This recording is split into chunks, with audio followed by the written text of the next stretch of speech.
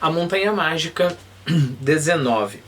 Então, para quem viu o 18, o 19 é só virando a página na 124.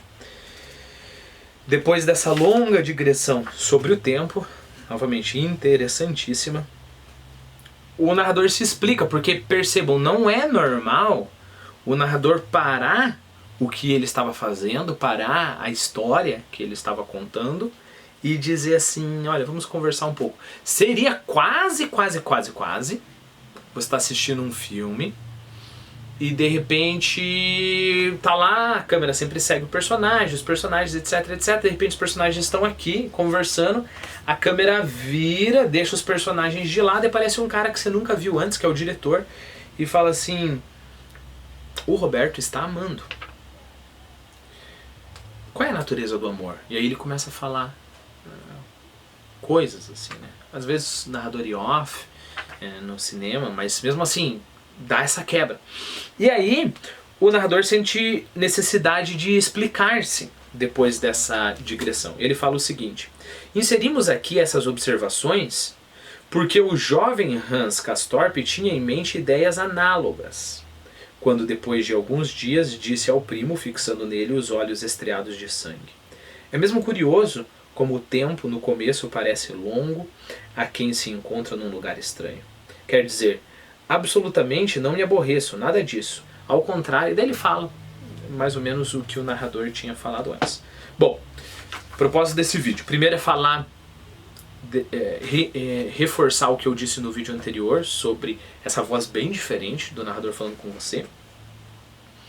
Mas depois é falar sobre algo que o narrador faz a todo tempo. Um narrador mais tradicional, talvez, mais entendido, que é vários dos personagens eles têm essa mentalidade, tudo está muito confuso e muitas vezes superficial na cabeça do personagem. O narrador às vezes sabe muito mais que o personagem, então ele organiza e aprofunda as ideias do personagem. E é isso, comparem aqui de exercício o que o Hans fala no parágrafo começando com é mesmo curioso como o tempo no começo, etc. São ali menos da metade de uma página. Comparem isso com a digressão maior de uma página e meia, que começa com no fundo constitui fenômeno, logo antes, né? A fala do narrador é bem estruturada, bem profunda, é intrigante, né? Sobre quão rápido que passa o tempo. A fala do personagem, ele meio que pressente que há essa verdade, mas ele não consegue desenvolvê-la. Então, por tabela, a gente podia pensar sobre uma outra coisa aqui, que é o fato de a gente muitas vezes ver e não ver as coisas.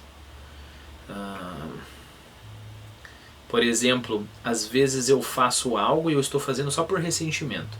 E a explicação que eu dou pra mim mesmo é que eu estou fazendo porque é necessário. Mas eu vejo e não vejo. Fica meio subentendido, fica uma reticência assim no meu cérebro, dizendo, tem alguma coisa aqui. Okay? E a mesma coisa, acontece exatamente a mesma coisa quando a gente meio que entende algo. Então a gente pega o espírito da coisa, mas a gente sabe que tem mais coisas ali que deveriam ser articuladas e trazidas à luz. E muitas vezes o papel do narrador é exatamente isso, trazer as coisas à luz.